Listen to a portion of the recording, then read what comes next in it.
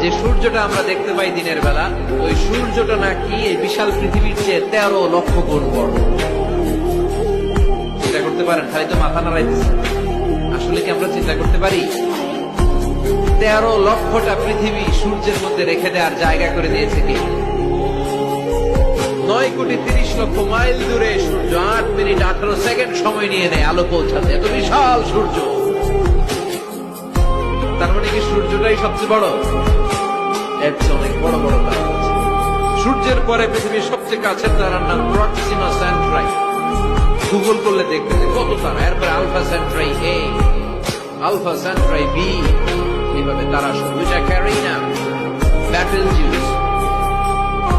যেই সূর্য পৃথিবীর চেয়ে 13 লক্ষ গুণ বড়, ব্যাটেলজিউস নামে একটা তারা আছে। ওই তারা সূর্যের চেয়ে 33 কোটি গুণ বড়। তার মানে কি ব্যাটেলজিউসই সবচেয়ে বড় তারা? এটা ছোট্ট সাইজের তারা। এইটার চেয়েও কত হাজার কোটি গুণ বড় তারা যে মহাশূন্যে আছে, তার কোন ইয়ত্তা আমাদের না।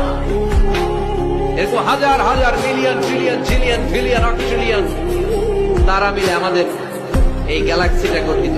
আমাদের গ্যালাক্সির নাম মিল্কি ওয়ে।